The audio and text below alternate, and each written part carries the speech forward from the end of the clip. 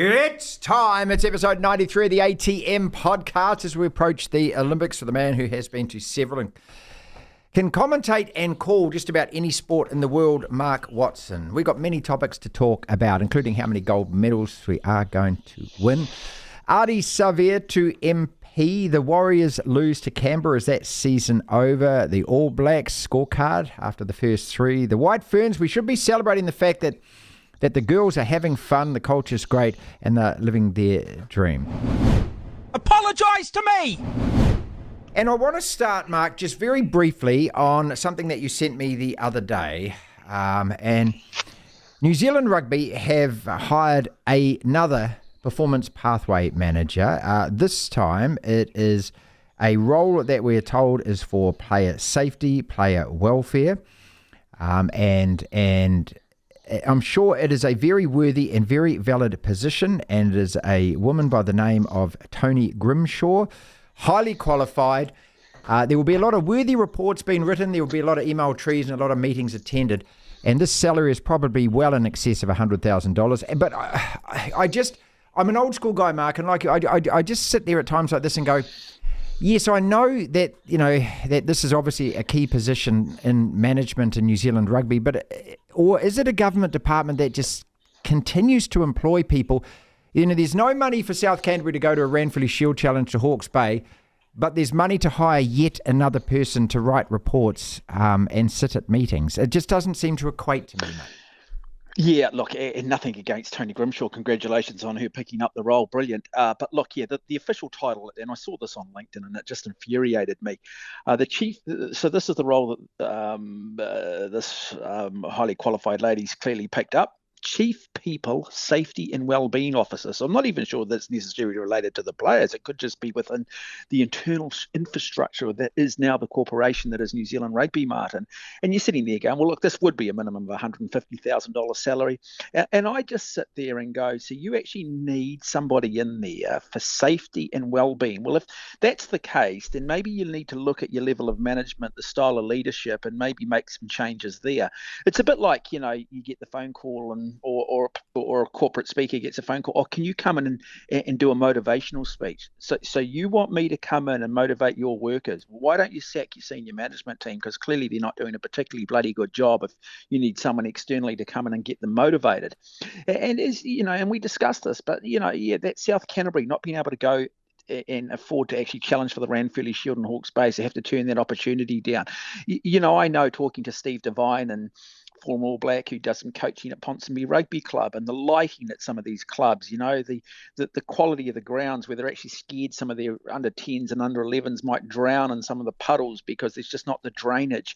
And these are the real issues that rugby's facing at a grassroots level. Here we are, corporate New Zealand, corporate rugby, employing a Chief People Safety and Wellbeing Officer. Yeah. I mean, dear, oh dear, oh dear.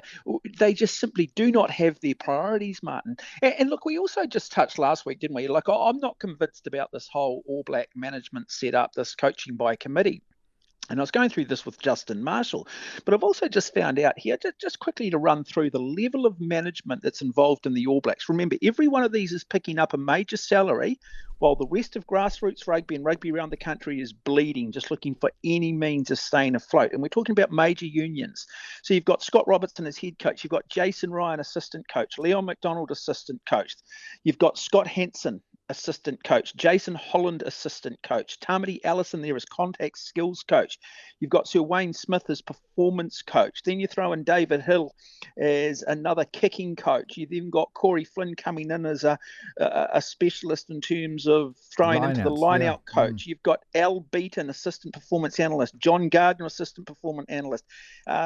Kerry Evans, head of leadership. Nick Gill, head of performance. Adam Hay, performance scientist. Martin Swan, doctor. Carl McDonald, lead physio. Teresa Tamaki, assistant physio. Kat Darry, dietitian. Paul McLaughlin, team manager. Megan Compain, commercial manager. James Iverson, logistics manager. Matt Manakia, I'm not sure is anymore, but communications manager.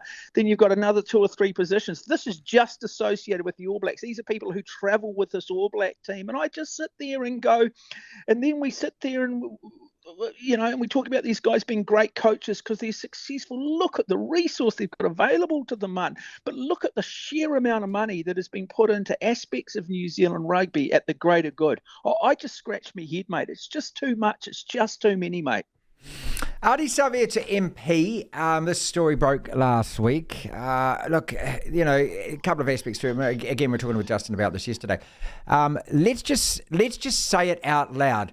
The All Blacks, or certain All Blacks, are now allowed to play overseas and still get picked to play for the All Blacks. Now, this is a topic that, of course, if you ask New Zealand Rugby, they will barefaced deny it. They will tell you, no, the grass is actually black, it's not green. No, the sky is actually red, it's not blue.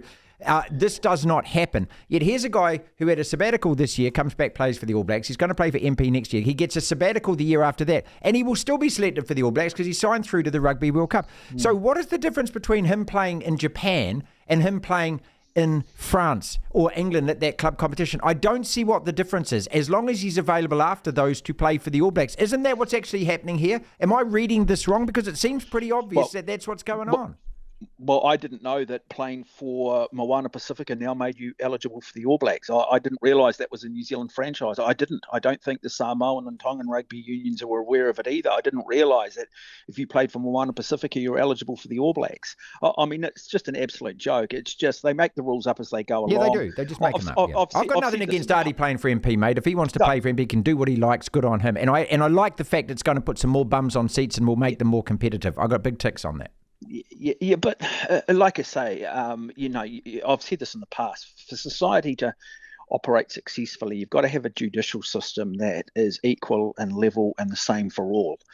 And that's at a macro level. But at a micro level within an organisation, that needs to be the same. Now, we've prevented All Blacks from going and playing for Queensland, New South Wales, etc., and saying, hey, you're now eligible for the All Blacks. But yet suddenly you're allowed to now go and do it for Moana Pasifika because it's Ardie Savea. Would it be a lesser player? Would you pick them? No, you wouldn't. Like I say, you're 100% correct. They may as well be playing in Japan. Moana Pasifika is not a New Zealand team. It's not a New Zealand franchise. So you may as well be going and playing in Japan. Why don't we get Aaron Smith back? Why don't we get Aaron Smith back for the upcoming test against South Africa? I tell you what, why don't we go back and get Jack Goodhue back out of Poe, because we could do with a decent All Black centre at the moment. And, you talk to the guys like Justin, due to injury, he's probably one of the big losses when you look at currently the lack of depth in certain positions in this country. They make it up as they go along, mate. They absolutely do. There is just zero leadership at New Zealand rugby. Honestly, mate, Mark Robertson needs to resign. What has happened even at a board level there? Oh, who knows, mate? Dame Patsy Reddy was saying, I'm going to fall on my sword. But if I fall on my sword, I don't have my head in the trough anymore. That was in May, mate, and we're very close to August. Apologise to me! Warriors lose. Is it season over, Mark? I know mathematically there's a possibility, but I don't indulge in this, not in the NRL, mate, which is a brutal competition where when you're 3-4 wins outside the 8, there's 6 games left and you're having to rely on everything else. I called it yesterday, and look, and it's not a big, bold call. They're not making the 8. That's it. It's done. No, they're not. No, they're not making the 8. I think that they will just continue to win 1, lose 1, draw 1. I think that's how the rest of the season will play out, Martin. I think you highlighted that yesterday. I'm in agreement with you. Look, they've made some mistakes this year. I think they made mistakes by being pig-headed around Sean Johnson. I think they made some big mistakes in being pig-headed around where Roger Tuivasa-Sheck plays. I think there's been, and it'll be interesting to see whether he recognises it and makes changes, but I'm not sure that Andrew Webster is everything that he's cracked up to be. I'm not sure that he is yet to be the complete coach. Well, it's only his second season as head coach, so let's cut him some slack. What I want to see from him now, mate, is I want to see him take absolute full control over everything of the team, and that's recruitment, that's selection, that's getting rid of players, promoting players, the whole lot. Nothing to do with anyone else in the management. It's got to be him, like Ivan Cleary does for Penrith. And that's where I think the Warriors can go forward. Trust in Andrew Webster. Let him be that guy. Yeah, let him be that guy, but he's got to be ruthless. As I've said in the past, mate, we need a coach, not a friend. And I think it's always hard. We've had this discussion ourselves, Martin. It's always very, very hard when you have interpersonal relationships with players to sometimes make the tough decisions. But the difference between the good coaches and the great coaches, they can do it. So Alex Ferguson and Manchester United, case in point. I think Jurgen Klopp did a great job at Liverpool in terms of saying, hey, Mo Salah, sorry, mate, you're coming off, or Mo, you're not playing today. As hard as that is, your biggest stars, you joke with these guys, you hang out with your families sometimes, but you've got to make the tough calls. You've got to be big enough to call it. I think really the sign of this club will be what they do with Sean Johnson. I think if they're serious, they cut him loose. His time's up. We've got to move on. We've got to look in a different direction.